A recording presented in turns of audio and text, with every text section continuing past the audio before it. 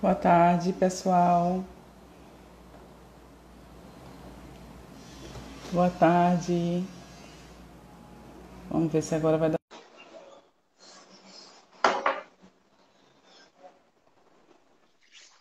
Oi, agora vai. Agora vai, estamos aí. Boa tarde, né? Estamos aí nessa conexão Brasil-Portugal, não é isso? Tô na Alemanha, tô no Agora sulzão da está na Alemanha. Alemanha. Muito bem. Que horas são aí? Aqui já são 8. Olha, aqui nós estamos às 15 horas e é um prazer imenso receber você aqui com a gente no Pé de Vista. Agradecemos imensamente a sua disponibilidade. Eu gostaria que você começasse, né, se apresentando para os seguidores aí que podem eventualmente não te conhecer. E eu vou colocar aqui o tema da nossa live enquanto você vai se apresentando. Eu quero saudar todos que estão aí.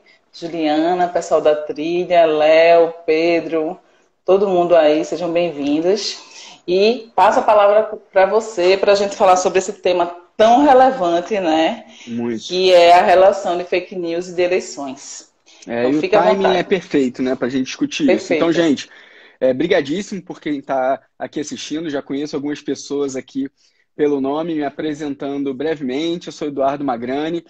Eu, hoje em dia, estou morando aqui na Alemanha. Eu trabalho junto com o governo alemão no tema de proteção de dados pessoais. Então, trabalho muito com o GDPR.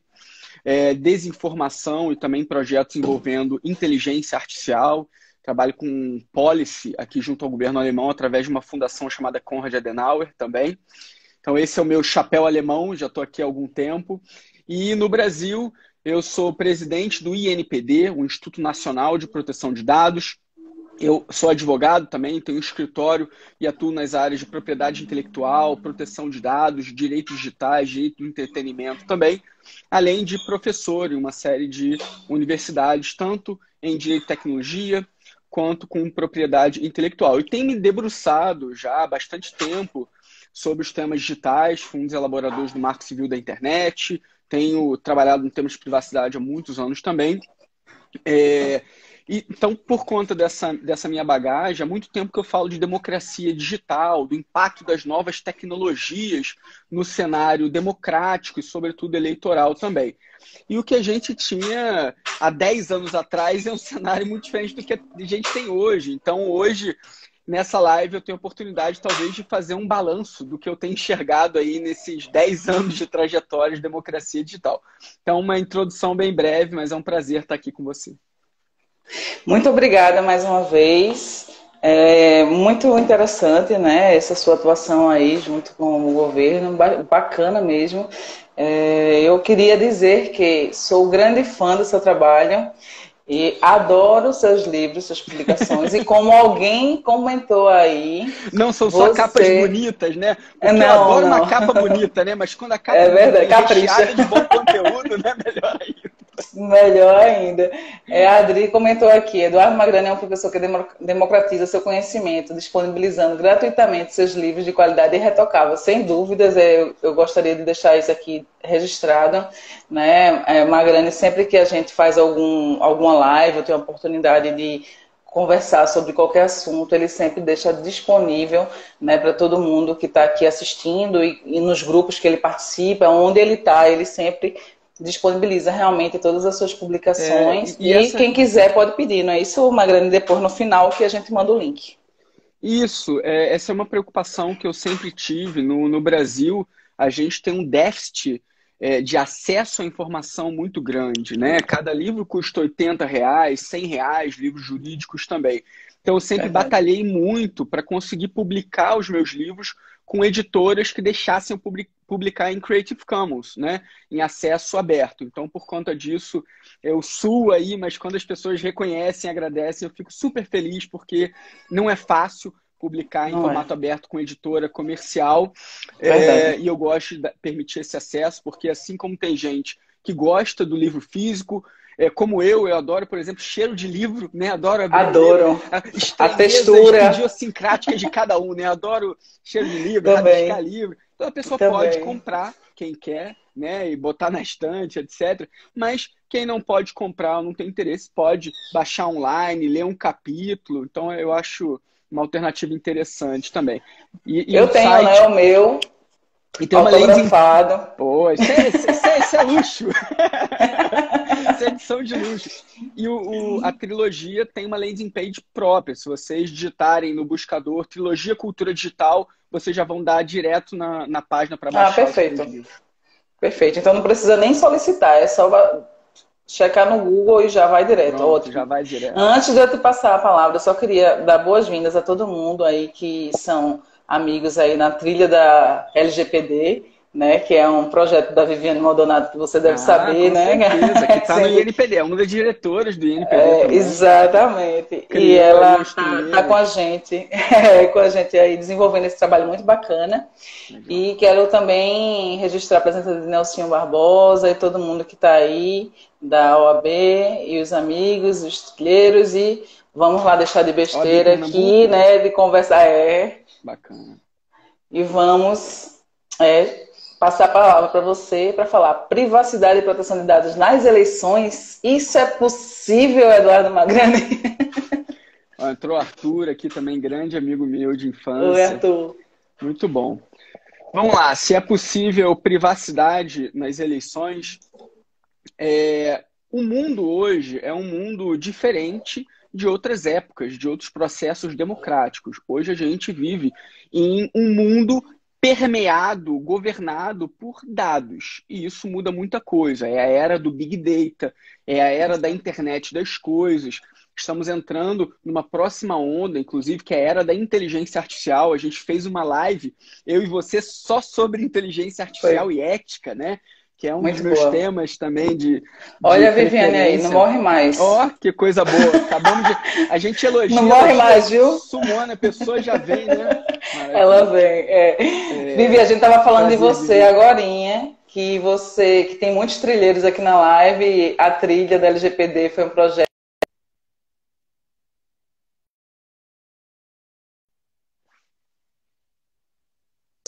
desse seu projeto, e Magrani aproveitou e falou que você estava na diretoria, né? Então, do INPD, é isso, Magrani? Poxa, é isso. Então você vê como eu tô bem acompanhado, né? Demais. Isso aí, a gente tem que cercar de feras. Bom, então vamos lá. O mundo hoje é um mundo permeado por dados, é a era do Big Data, da internet das coisas, e a nova onda da inteligência artificial.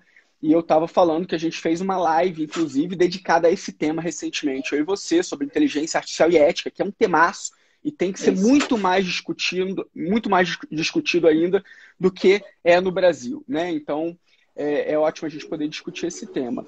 Isso muda muita coisa, porque para você fazer um processo eleitoral, democrático, tem que envolver necessariamente tratamento de dados, né? Compartilhamento de informações. E o mundo hoje busca uma melhor governança desses dados, seja na esfera digital, seja fora dela. E as regulações tentam acompanhar essa nova época. E o direito, que sempre chega atrasado, né, está penando para conseguir regular adequadamente esse cenário. Então, hoje a gente fala muito na necessidade da LGPD, inclusive ontem eu fiz uma live do INPD com os diretores, o Vivi estava lá também, a gente estava falando um pouco sobre isso. Eu também estava lá. Viu? Mas, pronto, que coisa boa. Então, só que no Brasil, a LGPD não vai ser a primeira regulação vigente a falar de privacidade, certo? O próprio Marco Civil da Internet, que é uma lei em vigor, fala sobre proteção de dados também, exigindo consentimento para determinadas coisas. Mas a gente precisa de uma camada de governança maior. O mundo sente essa urgência hoje, da gente ter regulações apropriadas para a era do Big Data, da IoT, da inteligência artificial. Isso toca várias áreas da nossa vida. Os processos democráticos estão lidando com esse mundo também.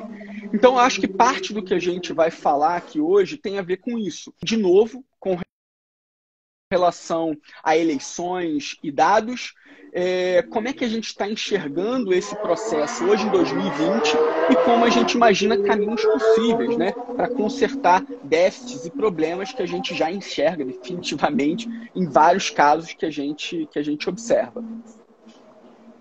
Sim, muito importante. Inclusive, teve uma legislação aí, né, com o intuito de tentar combater de alguma forma a fake news, né, no âmbito eleitoral. Mas, assim, eu particularmente acho que ela foi muito genérica, em alguns pontos abstrata, subjetiva demais, porque, assim, como que eu vou fazer para identificar se aquela fake news que foi compartilhada, a pessoa que estava compartilhando teve ou não, né, informação de que se tratava de uma fake news, para eu então poder, né, aplicar a legislação. Então, imagine que coisa subjetiva, né? Como é que eu vou comprovar que a pessoa tinha ciência que aquele fato se tratava de uma fake news? Como é que você vê, Marlene, essa legislação nesse contexto? Isso, na mosca. E eu digo até que essa sua visão não é só particular, já está virando consensual quase. E tem a ver com um aspecto cultural também. Tentando lidar com esse novo mundo que a gente está vivendo, que traz uma série de desafios, riscos, danos também, no Brasil, muita gente imagina que a gente possa ter soluções mágicas para resolver determinados problemas. E eu acho que isso acontece com alguns temas hoje em dia. Um deles é fake news. Eu mesmo já conversei com vários deputados federais, né, alguns mais próximos, outros menos, que me pediram opinião sobre isso. E eu já critiquei em várias oportunidades de interlocução com eles, dizendo, gente, vocês não vão resolver um problema profundo e complexo como da desinformação com um projeto de lei totalmente vago e atécnico, a começar pela expressão fake news, que o mundo inteiro já parou de usar, mas no Brasil continua sendo usado como se fosse uma expressão técnica. Olha o Sérgio aí, foi me orientando também, muito bom. Pô, tá demais essa live aqui. Bem-vindo, Sérgio. Então, tem que ter cuidado, porque quando você regula um tema altamente complexo de maneira vaga e atécnica, você pode regular de maneira desproporcional com outros direitos constitucionais também, né? Você pode afetar desproporcionalmente esses direitos. E é o que tem acontecido com soluções mágicas de fake news. Hoje, no Congresso Nacional, a gente tem tramitando mais de 20 projetos só sobre fake news, você sabe disso, né? Além de outros sobre LGPD, mas o nosso tema aqui é mais fake news, e todos são muito ruins, né? Porque tentam trazer uma solução mágica sem entender a complexidade da situação. Então, o termo fake news ele deve ser abandonado, porque tem tese mais teses dizendo que como notícia falsa é um termo contraditório em si mesmo, né? A gente tem que procurar pensar em desinformação aplicada à área política, aplicada à área eleitoral e tecendo aí uma taxonomia sobre isso. Só assim a gente vai conseguir regulações adequadas. E só complementando, então o que esse projeto faz é afetar demais, por exemplo, a liberdade de expressão, os intermediários. Então a sua visão já está virando uma visão consensual. Que coisa boa, fico feliz de saber. Assim, eu não tenho conversado muito sobre esse assunto com pessoas de direito digital. Eu falo com pessoas de outras áreas, jurídica, inclusive, mas especificamente de direito digital, assim, não tenho conversado muito sobre isso, porque o assunto do momento mesmo é a Lei Geral de Proteção de Dados. Inclusive, a fake news, ela entrou assim, de paraquedas, né, naquele formato bem, o que é que eu estou fazendo aqui, né? Eu acho que numa tentativa de fazer com que as pessoas votassem, né? E, enfim, tivesse uma convergência para a opinião da pessoa que estava levando essa bandeira, que eu não vou nem citar nomes para, né? Depois, se vocês quiserem, vocês pesquisam. E colocaram no meio da LGPD a questão da fake news. Não, vamos votar para que a gente tenha uma ferramenta a mais de combate à fake news. E eu fiquei pensando, gente, mas como assim? O que tem a ver a fake news, né, com a Lei Geral de Proteção de Dados no contexto que você está falando, né? Porque realmente é direcionado à desinformação, porque se a gente for pensar em fake news, notícia falsa, nem toda notícia que a gente chega, ela é inteiramente falsa. Existem as meias falsas, né? As meias verdades, né? Notícia enviesada, mais um problema isso. Dessa expressão, né? Inclusive. Isso, e as manchetes que não condizem com o texto. Então você vê uma manchete que diz uma coisa e o texto da matéria que diz outra coisa, porque ele está mais interessado em você, né, acessar e ele ter clickbaits. Então, realmente, o contexto é de total desinformação e, curiosamente, né, nós que estamos aí vivenciando a sociedade informacional há muito tempo já, né, estamos nesse dilema, né, informação, desinformação, porque, assim, eu tenho a impressão que quando as pessoas elas compartilham conteúdo sem antes checar se eles são realmente verídicos ou não, elas têm esse ímpeto de informar em primeira mão. Então, está curiosamente interligado a informação e a desinformação. Nesse contexto, o que é que você achou daquela onda, né? Vamos aprovar essa medida aqui, porque a LGPD tem relação com a fake news. De que forma você tem a sua visão em relação a isso? Boa. Muita calma nessa hora, né? Tá muita gente falando sobre isso e muita confusão, então acho bom você trazer esse tema à tona. Ontem mesmo na live, a Vivi estava fazendo uma introdução e ela foi na mosca, eu acho. Ela foi muito acertada e a expressão que ela usou foi a LGPD não tem necessariamente... Olha o Paulo Tavares aqui também. Oi, Paulo. Sucesso. Só medalhão aqui. E a Vivi falou acertadamente. Fake news não tem necessariamente a ver com LGPD. E ela foi muito feliz nessa expressão, e eu tenho falado muito sobre esse tema também, porque um dos meus trabalhos aqui junto ao governo alemão é trabalhar o tema da desinformação junto com proteção de dados. Então eu faço uma série de policy briefs, pesquisa aplicada nesses dois temas também. Então eu trabalho nessa interseção. Mas como a live de ontem não era sobre isso, eu acabei não podendo aprofundar, mas eu achei interessantíssima essa frase da Vivi. E ela tem toda a razão. Fake news não tem necessariamente a ver com LGPD, mas você complementou muito bem. Você falou que fake news pode ter a ver com enviesamento, pode ter a ver com notícia sensacionalista. E esses temas não estão tocando proteção de dados pessoais, né? Os direitos dos titulares. Você tem toda a razão. Então, muita gente está conseguindo acompanhar isso, mas, por outro lado, muita gente não consegue enxergar a menor conexão entre desinformação e proteção de dados. Então, dito isso, que é super importante dizer que as duas coisas não estão automaticamente ligadas, mas elas têm sim uma interface. Então, o que eu costumo dizer para a gente resolver esse imbróglio aí nesse tema que a gente está vendo, que ninguém entendeu nada, o tweet do senador e tal, o que eu costumo falar é o seguinte: a LGPD não vai resolver o problema da desinformação no Brasil. Ponto. Não é a bala de prata para desinformação. Eu acho que a confusão está necessariamente aí. Ela não é a panaceia, mas ao mesmo tempo ela tem sim uma relação. Então vamos entender agora que relação é essa. E que se conecta com o início da minha fala. Não se faz hoje política sem internet. Não se faz campanha eleitoral sem dados, sem informações. Rafael Moselli, outro diretor do INPD, entrou aqui também. Olá, Rafael. Não se faz política sem dados. Sim. Se não se faz política sem dados, entra em jogo também uma preocupação de como dados são tratados. Alguns desses dados podem envolver dados pessoais. Então a gente já teve episódios que foram falados na CPMI das fake news, por exemplo, do representante da IACO, você deve se lembrar disso, e ele falou que pegava ilegalmente número de celulares de pessoas idosas junto com CPF e outros dados para mandar spam, mensagens em massa para fazer manipulação política e desinformação. Opa!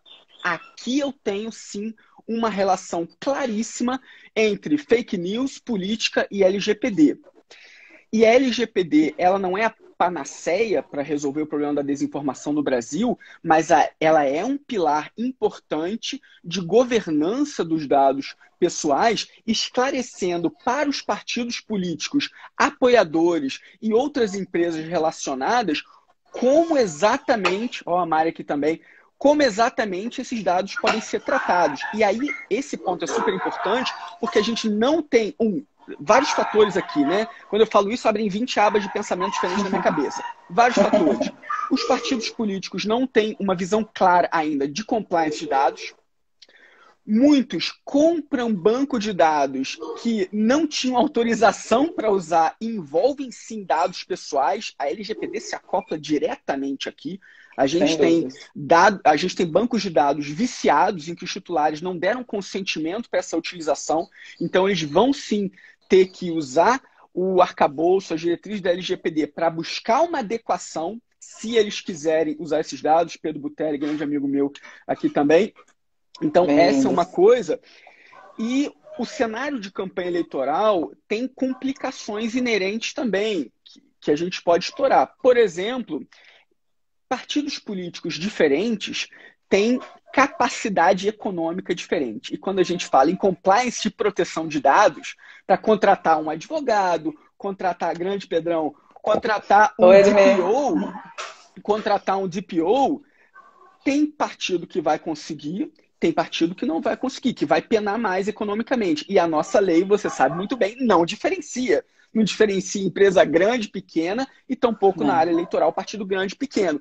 Será que seria um ponto para a Autoridade Nacional de Proteção de Dados se debruçar sobre isso e, de repente, regular mais especificamente para o cenário eleitoral?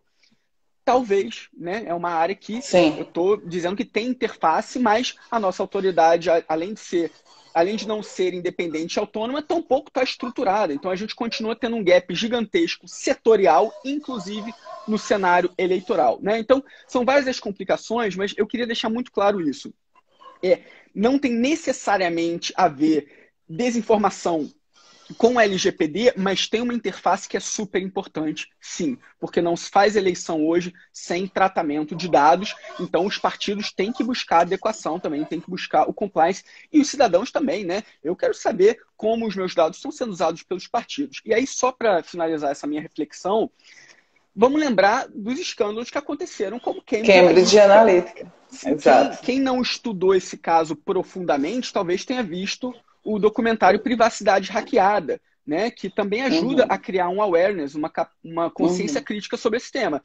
E hoje, no mundo todo, se faz também manipulação política usando Big Data e dados pessoais das pessoas. Se eu sei quais são os seus gostos e sonhos, eu consigo te manipular de maneira muito mais eficiente. E isso está sendo utilizado. Então, aqui eu tenho uma interface grande entre desinformação, notícias falsas, né? Uso de bots também para impulsionar ainda mais a desinformação e a necessidade de um compliance de dados que não aconteceu nesses escândalos que a gente viu mundo afora, como o caso da Cambridge Analytica. Então, é uma preocupação que eu tenho em como comunicar melhor a importância da governança de dados também no cenário eleitoral. Muito bom. Eu queria registrar a presença de Marco Aurélio Peixoto, que ele é um dos idealizadores aqui. Gente boa demais, Marco. E eu queria dizer para você o seguinte, assim, eu não tinha pensado nessa questão de envio, né, de fake news, que pode ser ou não ser fake news, né, para o cidadão, mas pode ser também, então existe uma brecha aí, né, então, que ela poderia entrar nesse sentido, mas como você falou, da forma como foi colocada, né, out of the blue, né? Solto tipo, no nada, sem nenhuma explicação. É verdade. Não, nenhum sentido, aparentemente. Agora ficou bem mais claro, mas eu, sinceramente, acho que não vai resolver. Como você falou, não é a solução de todos os seus problemas em relação a fake news. A LGPD não é. Mas ela vai ajudar, óbvio, né, nesse contexto em que o cidadão, primeiramente, suponho que a NPD vai fazer uma relevante campanha de orientação, de informação. Uma suposição muito otimista, né? Suponho, tenho fé nisso, né? Assim, já estou ficando assim um pouco triste, mas eu acho que ainda tenho fé. E aí vai ter, né, essa campanha para que os cidadãos eles realmente entendam a importância dos seus dados, né, a importância da legislação e saibam como utilizar tudo isso ao seu favor, seus direitos, né, que estão lá na legislação, na LGPD, e de que forma ele pode utilizar isso para excluir seus dados de um cadastro que ele não tem interesse, de um spam, de um mail marketing, de qualquer coisa que não seja relevante para ele e que a gente sabe que a gente recebe. E eu acredito que todo mundo que tem um pouquinho mais de discernimento quanto a seus dados e a esse tipo de comportamento do mercado, tem 1 ou 2 ou 3 e-mails que é de spam. Eu tenho pelo menos uns 2, que quando alguém pede e-mail, eu mando porque a spam eu sei que vai abarrotar a minha caixa de entrada com coisas que não me interessam. E exatamente é o que acontece. Então, Pronto. toda essa cultura de proteção de dados que eu tenho fé que realmente vai vir da NPD, porque eu acredito que é uma das funções, e se não a primordial, além de todas as regulamentações que a gente sabe que precisa, né? Mas se a gente não educar, a gente não vai ter o povo para cobrar. Né? Então, vai ser mais difícil a mudança de cultura das empresas, dos empresários, enfim, de todo o contexto, porque, na verdade, quem cobra é o cidadão, né? Isso. E aí, cabe não só à autoridade nacional, e a gente se mantém otimista aqui, mas também ao TSE, né? Outros órgãos também. E você tocou num ponto interessante, que é o ponto cultural. Os cidadãos realmente têm que estar mais atentos a isso. A importância da governança de dados toca várias áreas, e eu, particularmente, acho importantíssimo essa consciência, como você falou, chegar na área eleitoral, porque a gente ter os nossos dados usados de forma não autorizada é algo perigosíssimo, porque pode levar a uma manipulação política muito forte, e isso não é futurologia, isso já está acontecendo no mundo inteiro. Tem estudos muito interessantes que eu queria deixar como recomendação, da Universidade de Oxford, que é sobre computational propaganda, que vai falar claramente da interseção entre desinformação e proteção de dados, e tem um guia maravilhoso do ICO, que é a Autoridade de Proteção de Dados do Reino Unido, que também tem um documento maravilhoso falando sobre desinformação e proteção de dados. Então, não é a única relação, mas eu acho essa interface importantíssima para a gente criar essa cultura também na área eleitoral. Só que como o tema é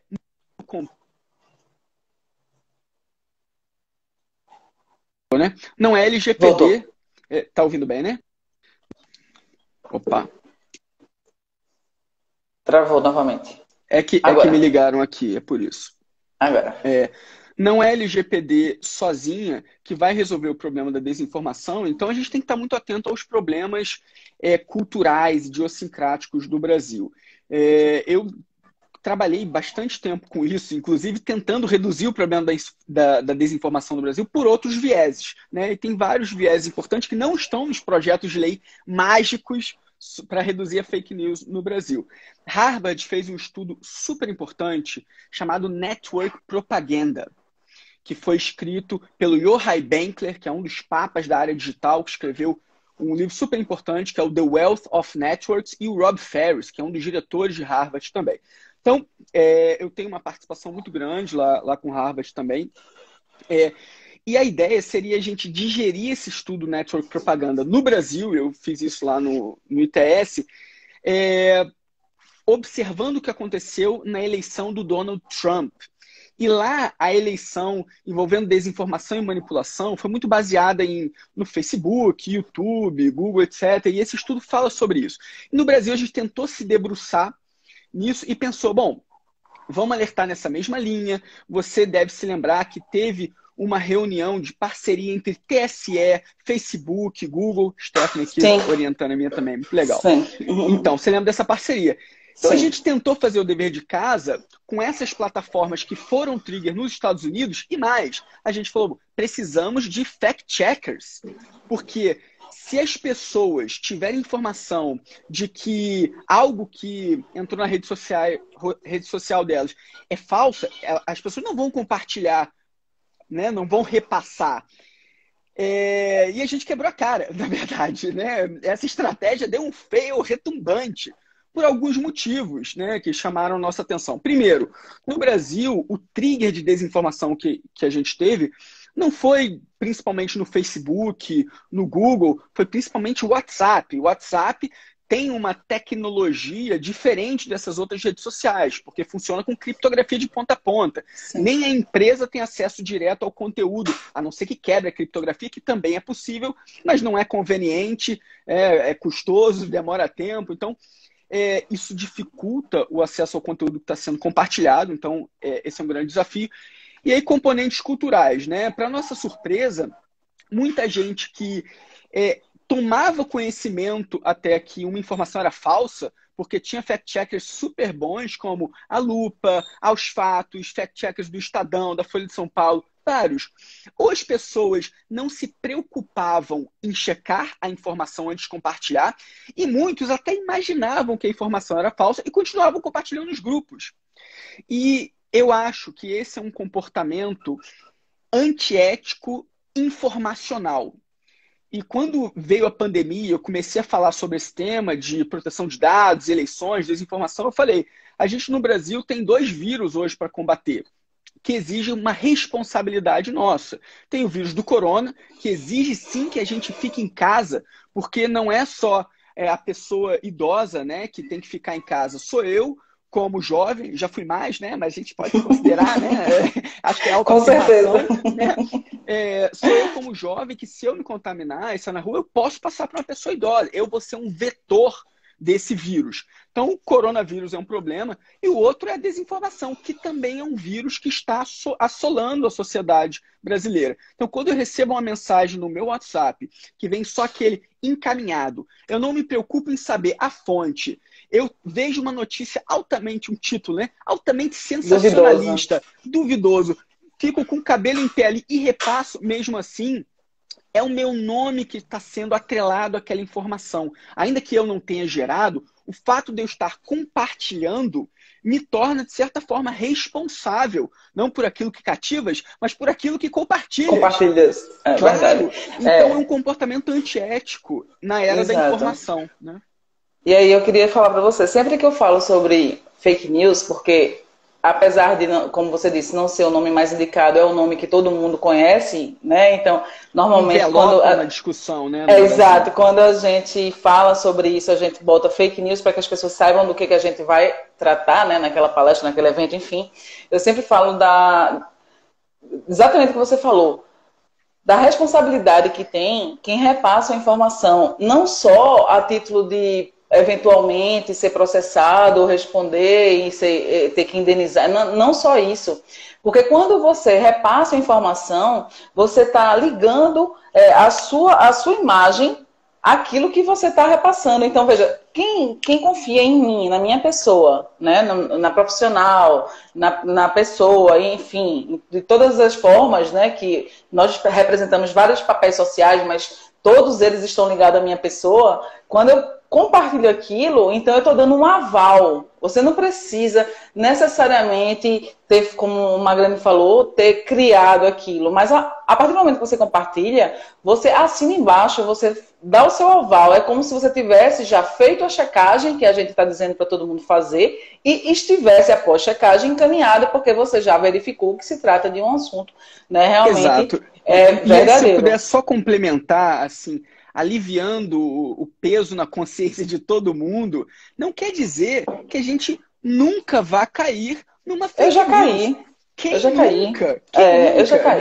Né? Então, o Moselli está falando aqui, sensacional, Magrani e tal. Então, quem nunca? Então, isso pode acontecer com qualquer pessoa. Agora, com qualquer pessoa. Se lá a gente tem um grupo no WhatsApp lá do INPD, do diretor, se eu sair compartilhando um monte de link, um monte de informação falsa, puxa, é o meu nome que está sendo atrelado àquilo. Eu, de certa forma, estou dando meu aval e eu não quero ser feito de bobo na era da informação. Então, claro que eu já caí, você já caiu, todo mundo pode cair, isso pode acontecer. Mas eu tenho a preocupação e tento ter o comportamento ético de sempre ficar atento se a notícia é sensacionalista, se eu tenho dúvida, se surgiu a dúvida, eu vou lá e checo, porque se eu virar uma pessoa que só compartilha fake news, isso afeta a minha reputação e a minha credibilidade. Então é isso que as pessoas têm que entender. Não só como profissionais, mas por que não também como familiares. Né? Com certeza. Se eu sou um primo que sou um vetor de fake news na família, poxa, isso pega mal também dentro da minha família. Então, eu acho que esse trigger, essa consciência ainda não foi despertada suficientemente no Brasil. Né? Então, não só na área profissional, mas pessoal também. Quem compartilha notícia está dando seu aval, isso pode afetar sim a reputação, o nome da pessoa, pega mal. Né? Então, é hora da gente despertar para isso. E uma coisa muito relevante que eu também sempre costumo falar é que as fake news, ela tem esse poder de manipulação e essa manipulação potencialmente pode criar um cenário que não existiria se não fosse a fake news, né? Uma coisa que eu sempre falo também é essa questão desse cenário manipulado que acaba se concretizando. Por exemplo, no Brasil, acho que você soube que tivemos greve de caminhoneiro, um ano, se eu não me engano, foi no ano 2018, e teve muito tumulto, foi lembra? Um pouquinho antes de eu vir para cá, com certeza. Sabe o que eu lembro? O supermercado ficou vazio, não consegui comprar nem leite, nem salada. Exato. E o que aconteceu? Começaram a compartilhar a informação de que o gás estava acabando e ia faltar gás para todo mundo. Então, imagina, restaurantes, lanchonetes, todas as famílias, que ninguém queria ficar sem comida, porque não adiantava uma despensa cheia sem gás. Então, saiu todo mundo em busca de comprar gás. Muitas pessoas compraram mais botijões, outros outros botijões de gás, para ter certeza de que não ia faltar gás na sua residência. E aí, com isso, o que aconteceu? Faltou gás. Mas faltou gás não é porque ia faltar gás e a notícia era verdadeira. Faltou gás porque houve essa manipulação da realidade que acabou que, no final das contas, manipulou de tal forma que realmente fez essa alteração e, de fato, faltou gás. Então, isso pode acontecer muito.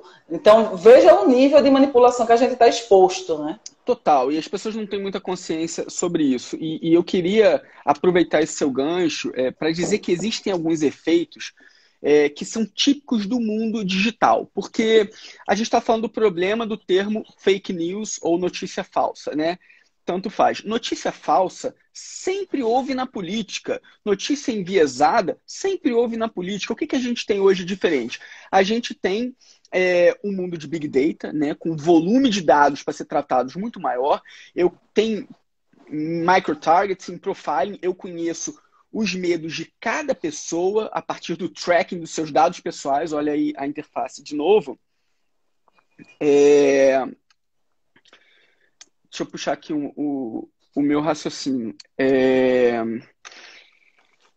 Peraí, deixa eu lembrar aqui que eu ia puxar o gancho. Então, efeitos típicos. Então, um desses efeitos típicos da era digital é esse filtro bolha em que a gente fica imerso em cada plataforma, né? Não só o problema do grande volume de dados, mas a gente acessa informações nas redes sociais que deixam a gente presos em bolhas de eco. E isso ajuda a radicalizar os discursos e polarizar. Então, ainda que seja uma notícia falsa, ela é sensacionalista, mas ela bate com os meus medos e ela bate com as minhas convicções político-ideológicas. E isso cria um caldo muito preocupante, porque não tem muitas pessoas para contrastar aquele ponto de vista. Então, essa é uma preocupação real. E tem outras preocupações que são ligadas a esse mundo digital, das novas tecnologias. E uma coisa muito interessante é o seguinte, e que vem acontecendo muito recentemente.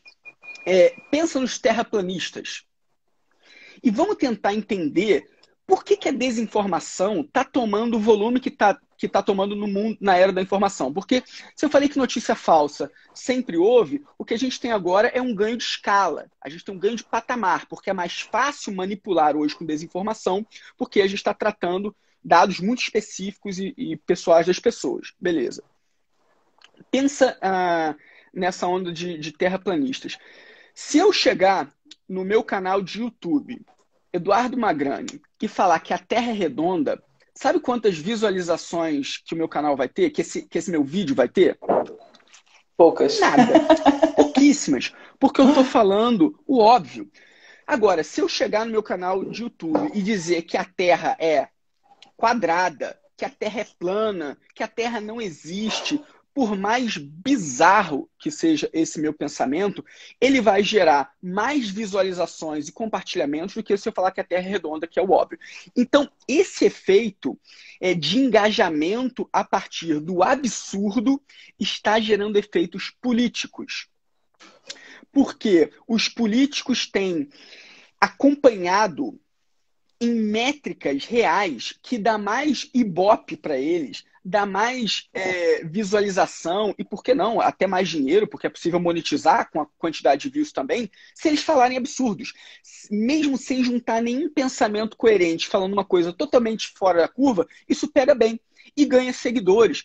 Esse efeito que pouca gente tem falado, que a gente fala muito de fake news, mas pouca gente tem observado como a lógica algorítmica de visualização e monetização está sendo altamente perversa e tóxica para o debate democrático e político na esfera pública.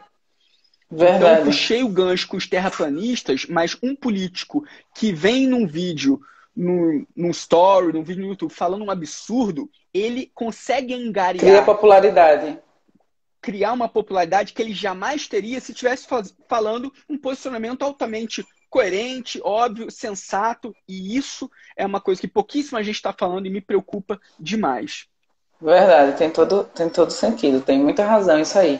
E como você falou, né, as mídias sociais, elas têm esse filtro, né, essa bolha que a gente acaba sendo divididos em caixinhas, vamos botar assim, né, cada um no seu quadrado, e acaba que isso é improdutivo, porque se não tem ninguém para fazer um contraponto, para fazer um questionamento, se todo mundo está indo no mesmo sentido, né, tem alguma coisa errada, né? Se está todo mundo indo para a mesma coisa, tem ninguém divergindo, não tem ninguém questionando, tem alguma coisa errada, porque não é possível essa unicidade total, né? Então, é complicado. E eu, com essa alma de filósofo, eu tento entender por quê, né? E tem uma pessoa que eu gosto bastante, que também trabalha com esse tema, que é o Felipe Nunes, que tem uma empresa chamada Quest, que só analisa engajamento digital dos políticos e tem algoritmos próprios que trabalham nessa área, que é bem interessante.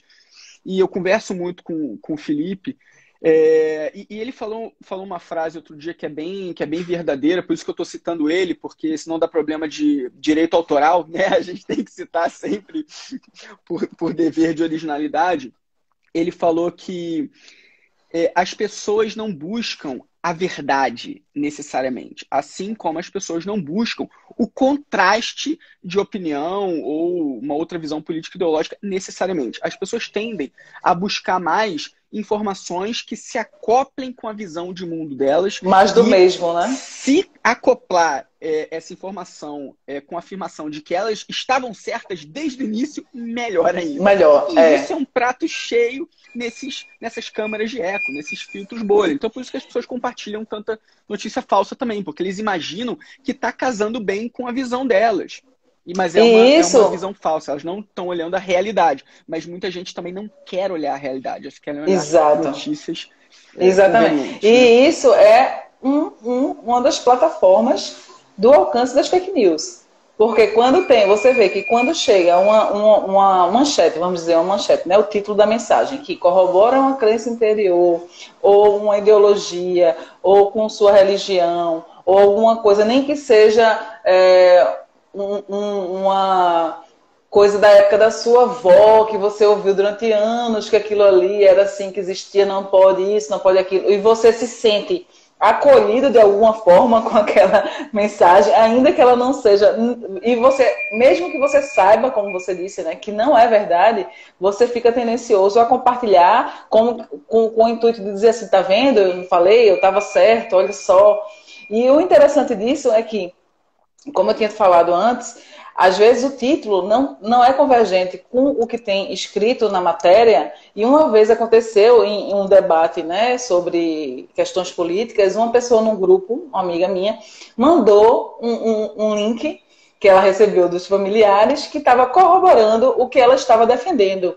E aí eu disse, nossa, será? E fui ler, né? Eu fui ler, e quando eu li o conteúdo do que ela tinha compartilhado, estava congruente com o que eu estava defendendo. Ou seja, ela compartilhou no intuito, né, de fortalecer a tese dela, e no final das contas ela não leu, né, ela foi levada ao erro, né, pelo título, e no final das contas o que estava no conteúdo estava alinhado com o que eu estava defendendo. E aí ela ficou numa situação chata, né, porque foi notório que ela não tinha lido o conteúdo, né? E como você disse, a gente acaba respondendo pela questão da nossa imagem, né? Não, poxa, tá compartilhando um negócio que nem leu, olha só que coisa, e ainda contrário ao que tu tá defendendo. Então, às vezes, a gente se pega numa situação assim, porque simplesmente a gente não lê. E isso se acopla com o que eu estava falando antes, que o tema da desinformação no Brasil é muito mais complexo do que as pessoas imaginam. Então, é o que eu estava falando. a governança de dados, ela tem uma interface que eu acho fundamental a gente ter consciência, mas ela não resolve sozinho o problema. Então a gente tem que observar outros aspectos culturais em que, por exemplo, no Brasil, muita gente não consegue interpretar um texto.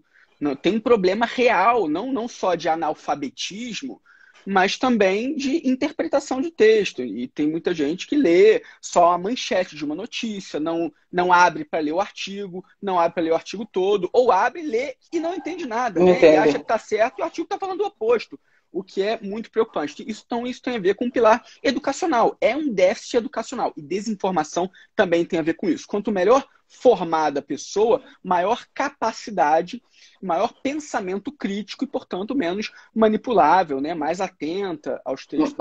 Mais crítica a pessoa é. E eu queria combinar isso que eu estou falando com o gancho que você puxou dos filtros bolha, porque a gente está vivendo no Brasil hoje um período muito problemático de polarização, que trata pensamento político ideológico como time de futebol, né? É o meu time contra o outro a qualquer custo. E a qualquer preço. Para não ficar na analogia futebolística, porque eu não acompanho tanto futebol, né? Daqui a pouco alguém vai perguntar aqui quanto é que tá o jogo do Botafogo, eu não vou saber responder. Mas tem um antropólogo que eu gosto muito e que foi um dos pilares teóricos da minha tese de doutorado, que é o Bruno Latour.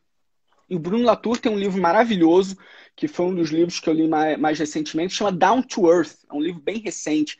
E ele vai falar do problema da desinformação na política de maneira muito clara. Esse livro dele é um manifesto, na verdade. O Bruno Latour é incrivelmente claro.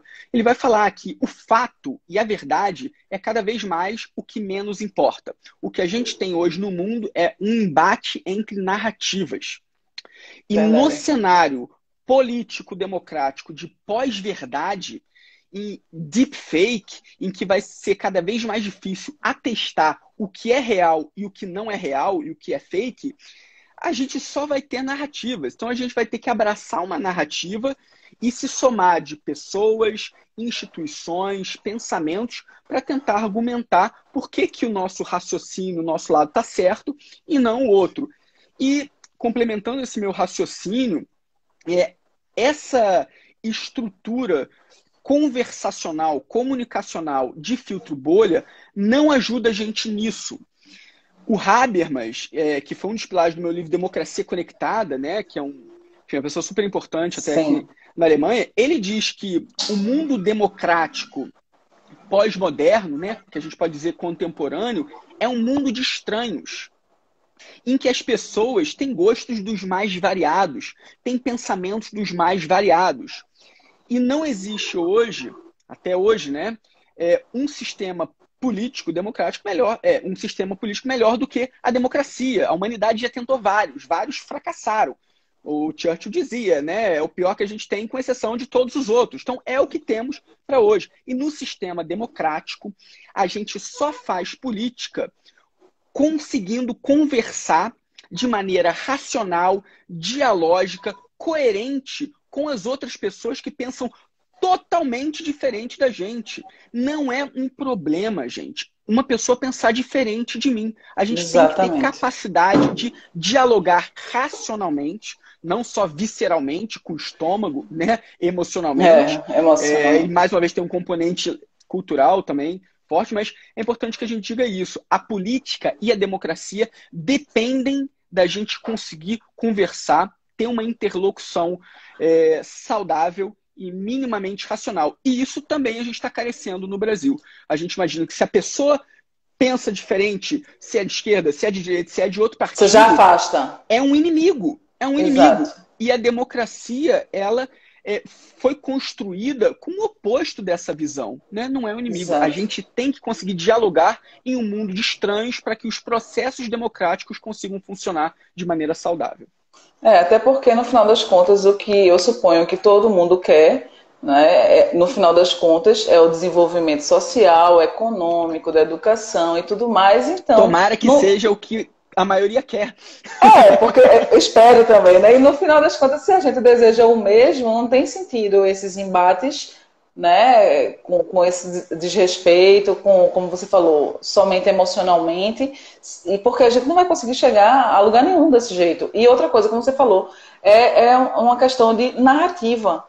Eu tenho percebido muito isso, quer dizer, acontece o mesmo fato, no polo A, as pessoas reagem de uma forma. No polo B, as pessoas reagem de outra forma, ao mesmo fato. Então, não tá havendo nem um critério, né, lógico com relação ao que você está analisando e debatendo. Porque se eu acho que isso, se eu acho que o branco é errado, então eu defendo isso, chega outra pessoa dizendo que o branco é certo, eu digo, não, você é contrário a mim, então a partir desse momento o branco se tornou errado. Então você não tem nenhuma lógica de raciocínio para defender o que você está querendo defender, né? Então, fundamental o que você falou, e o que realmente a gente precisa disso. De instrumento comunicacional para a gente avançar, eu acho importante até individualmente, socialmente, no plano da família, mas sobretudo politicamente, democraticamente, é a gente se valer de argumentos coerentes, lógicos, né, racionais. Mas nem todo mundo valoriza a lógica e a coerência. Tem muita gente que prefere frases sensacionalistas de lacração, porque se unem àquilo que elas acreditam. Nossa. Infelizmente, isso acontece, né? Então, é o que a gente está vendo muito, né? Inclusive. Exato, exato. Então, esse é um dos problemas hoje na nossa esfera pública, né, no Brasil. Então, quanto antes as pessoas entenderem que é importante a gente ter um pensamento lógico encadeado e conseguir conversar de política com pessoas que pensam totalmente diferente, e isso é super importante, então antes a gente vai conseguir avançar, né? Então, esse pensamento coerente é mais importante, na minha opinião, do que uma lacração. E eu tento mostrar a importância disso. Sem dúvidas. Agora a gente está com 5 minutinhos e teve uma pergunta aqui da Eu acho que só Adri. tem 1 minuto, não? Não, porque a gente entrou um pouquinho depois. A Adri, ela perguntou o seguinte, deixa eu achar aqui.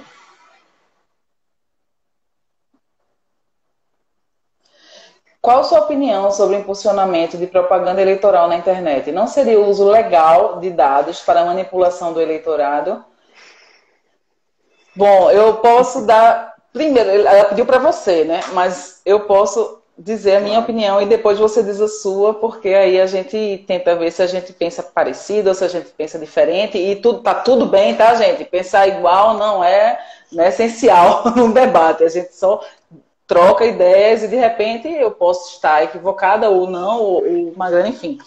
É bom ouvir ideias diferentes, né? Então, na minha opinião, esse posicionamento legal, né, que a Adri está falando, ele só passa a ser prejudicial e ilegal quando ele está fazendo esse funcionamento com base em dados mais direcionados. Por exemplo, se eu boto no Facebook um impulsionamento, por exemplo, para minha empresa, e eu faço uma seleção assim, de tantos a tantos anos, que more assim, assim, nesses estados, não sei o que, eu estou pulverizando isso.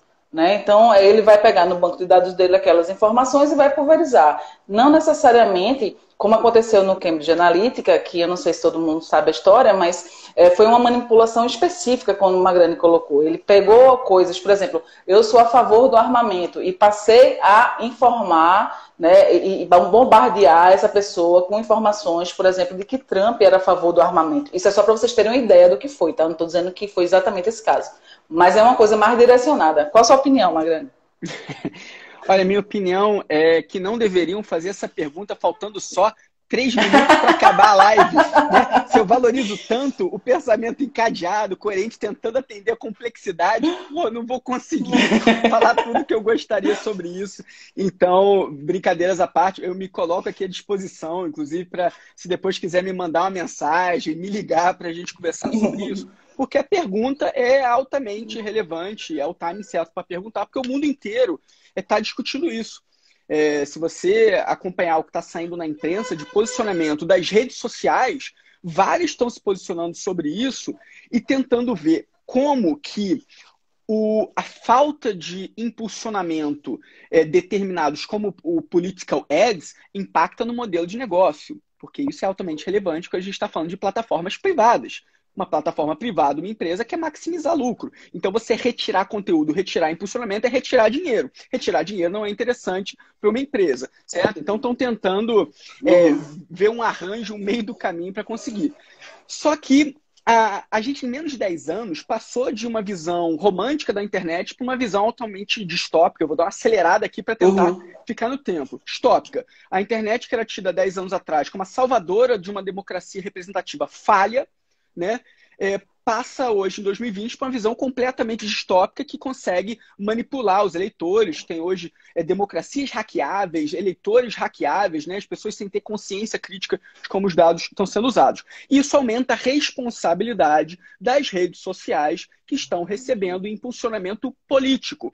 E aí tem partidos que podem pagar mais impulsionamento do que outros, porque tem mais poder econômico. Isso gera um desbalanço na competição eleitoral e política. É um valor que tem que ser levado em consideração, porque o Código Eleitoral fala sobre isso, né? Paridade, igualdade de condições, a propaganda eleitoral se baseia nisso. Então, algumas redes sociais falaram que, como o caso do Twitter, não vão mais permitir nenhum political ads, porque o mundo de 2020 não é o mundo de 2010. Então, tem muito político fazendo um mau uso democrático de impulsionamento das redes. Você falou, pode fazer um mau uso de diversas formas. Pode fazer mau uso porque está usando de forma não autorizada dados pessoais.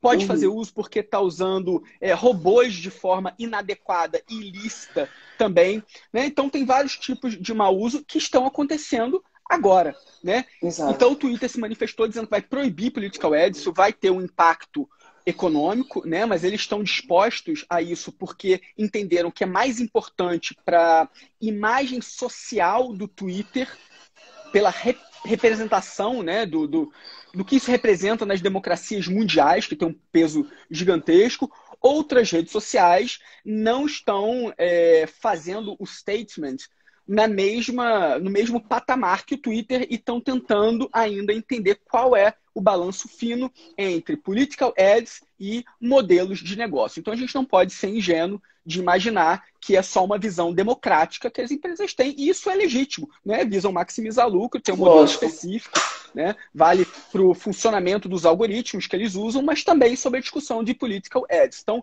só para rapidamente endereçar essa questão, mas eu me coloco à disposição, porque tem muito pano para manga isso aí, e isso está sendo altamente discutido no mundo todo e pelas redes sociais. Verdade. Eu quero agradecer mais uma vez, Magrane, sua presença aqui com a gente, sua disponibilidade, né? Então, eu não tenho nem palavras, o debate é excelente, muito bom sempre conversar com você, aprendo sempre muito e estou sempre à disposição e é um prazer sempre que eu te chamo, você poder participar com a gente. Eu fico muito feliz porque a gente realmente acredita que seu ponto de vista, todo o seu conhecimento, o seu conteúdo faz grande diferença, né, para todo mundo que assistiu aqui, para todo mundo que acompanhou, não só essa, como todas as outras lives que você faz. Nara, inclusive o aqui ontem. Podcast aqui, muito legal. Muito legal. Gente, tem muita gente bacana aqui. Imagina, a honra é toda minha. O valor do conhecimento está justamente no compartilhamento, né? Então, na verdade, a honra e a felicidade é toda minha. Obrigado por mais esse convite. Obrigado a você. Obrigado por todo mundo que assistiu. Espero ter contribuído para esse debate. Sem dúvida. Muito obrigada. Até a próxima. Tchau, pessoal. Então. Obrigada, tchau, pessoal. gente. Um abraço. Um abraço.